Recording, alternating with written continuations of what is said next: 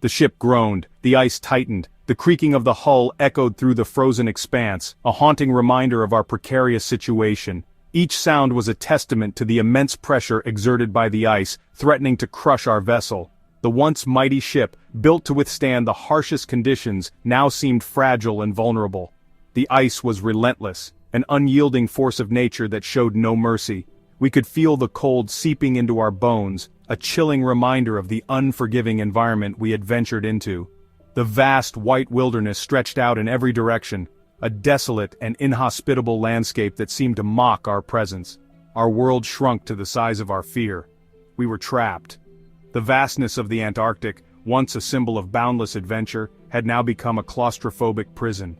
The crew's faces, etched with worry and fatigue, told the story of our dire predicament.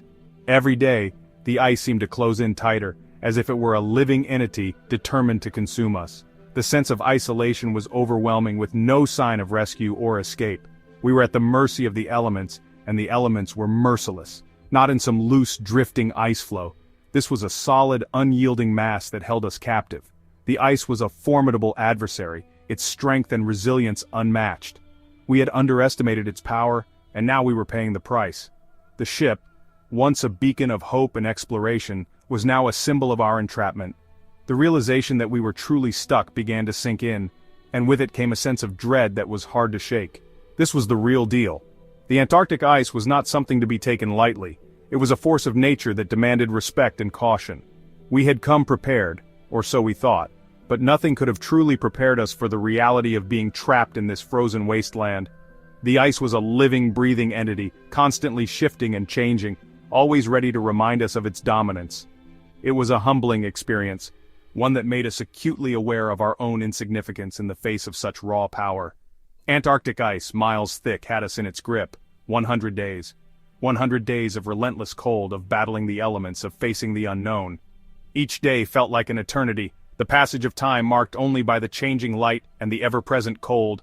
The ice was our constant companion, a silent and unyielding presence that dominated our every thought and action.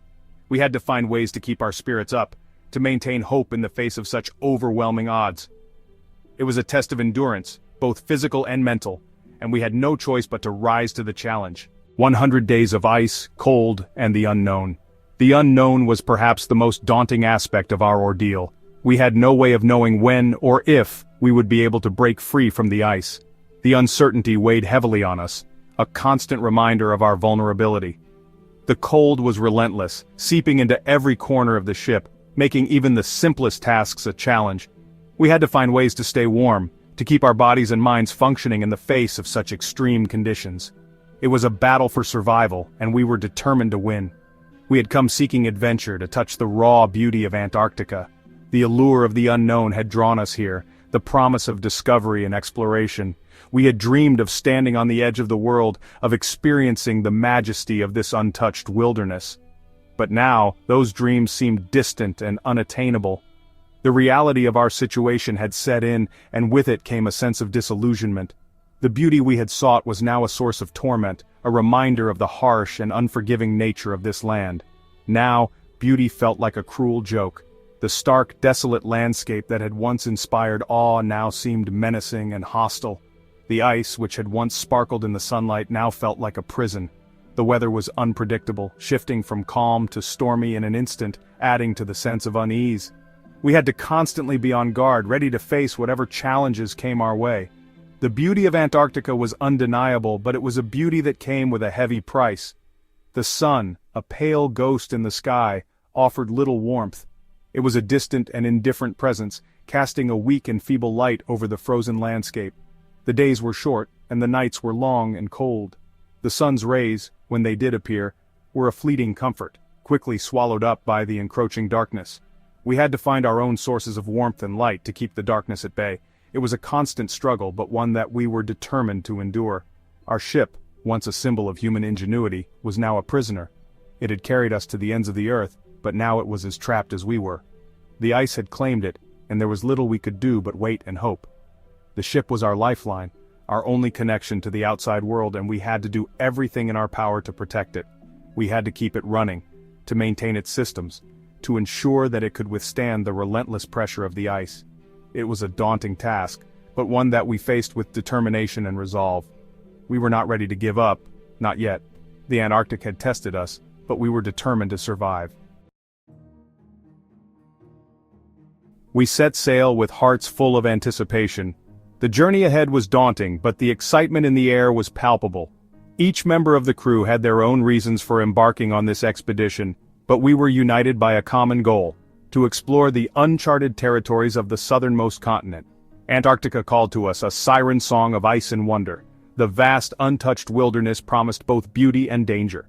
It was a land where nature reigned supreme, and we were mere visitors hoping to uncover its secrets. Our vessel, the Aurora, cut through the icy waters.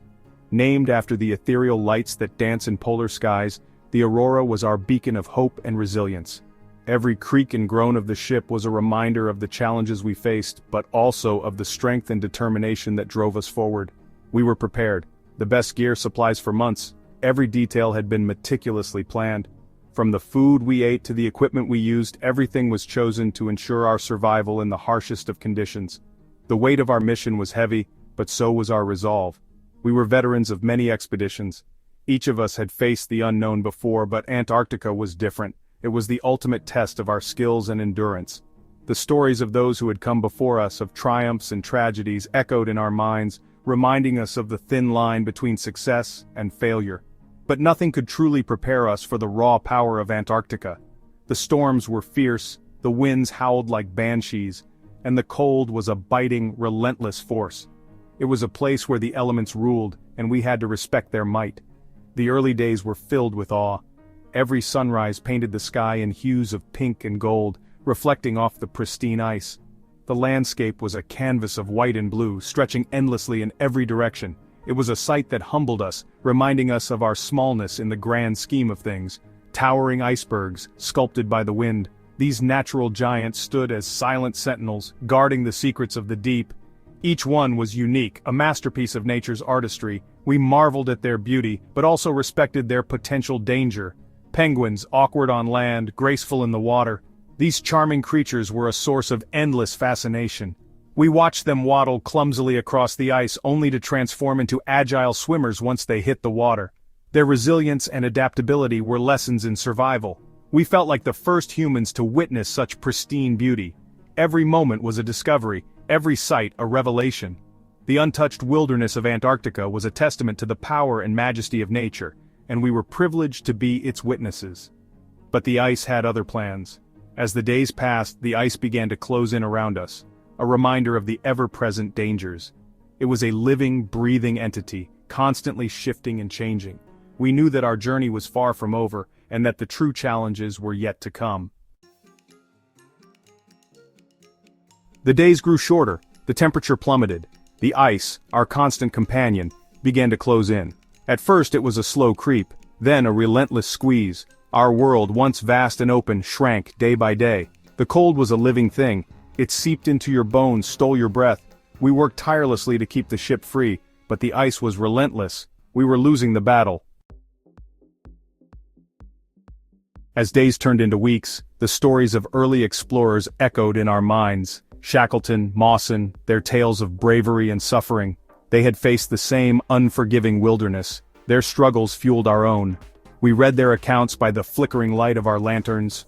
Their words, stark and powerful, reminded us of the fragility of human life. Antarctica had tested them. Now it was testing us. Section 5. Testing the bonds. Trapped together, the crew became our lifeline. We shared stories, fears, and dwindling supplies. The initial shock gave way to a grim determination. We would survive this. Tempers flared, as they always do in close quarters, but beneath the surface a deep bond formed. We relied on each other for warmth, for sanity, for survival itself. In the face of adversity, we found strength in unity. Section 6. 100 Days of Ice. The days blurred into an endless cycle of white and cold. We rationed our food, our fuel, our hope. The outside world felt like a distant memory. Time lost all meaning. We celebrated birthdays with meager rations. We marked holidays by the faint glow of the Aurora Australis. We clung to routine, to normalcy, to anything that kept the despair at bay. Section 7, Signs of Life. Just when our spirits were at their lowest, a glimmer of hope appeared on the horizon. The endless expanse of ice and snow had taken its toll on us, both physically and mentally. We had been trapped in this frozen wasteland for what felt like an eternity, with no sign of rescue or relief. The crew's morale was dwindling, and the harsh conditions were beginning to break even the strongest among us. Then, out of the blue, we heard it, the faint chirping of a bird. It was a sound so foreign to our ears that at first we thought we were imagining it. But there it was, clear and unmistakable, a small bird perched on the ship's railing, its feathers ruffled by the cold wind. This tiny creature was the first sign of life we had seen in weeks. It was as if nature itself was sending us a message, reminding us that we were not alone in this desolate place. The bird's presence was a beacon of hope, a symbol of resilience and survival against all odds. It was a small thing, but it filled us with a surge of hope. Spring was coming. The sight of the bird brought smiles to the faces of the crew, lifting our spirits in a way that nothing else could. We gathered around watching it with a sense of wonder and gratitude.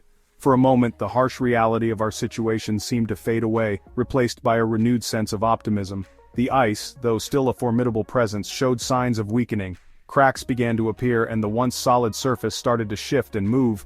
It was a slow and gradual process, but it was enough to give us hope. We knew that if the ice continued to break up, we might have a chance to free the ship and make our way back to safety. We clung to these small victories. Each crack in the ice, each sign of movement, was a reminder that we were making progress. The crew began to celebrate these moments, no matter how small, finding joy in the little things that signaled a change in our fortunes. They fueled our belief that we would escape this icy prison.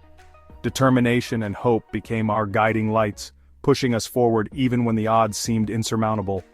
We knew that as long as we held on to these small signs of life, we could overcome the challenges that lay ahead and find our way back home. Section 8, Breaking Free. The days grew longer, the temperature ever so slowly began to rise. The ice, our captor for so long, began to yield. We worked tirelessly, using every ounce of our strength to break free. Finally, with a grinding, groaning sound, the ice gave way. Our ship, battered but unbroken, surged forward. We were free. The feeling was indescribable. Relief, joy, disbelief. We had survived. Section 9. Antarctica's Grip. We emerged from our icy ordeal forever changed. The vastness of Antarctica humbled us. Its raw power terrified us. But it also revealed a strength within us we never knew we possessed. Antarctica tested us, pushed us to the limits of human endurance. We returned, not as conquerors, but as survivors. We carry the experience with us, a constant reminder of the fragility of life and the enduring power of the human spirit.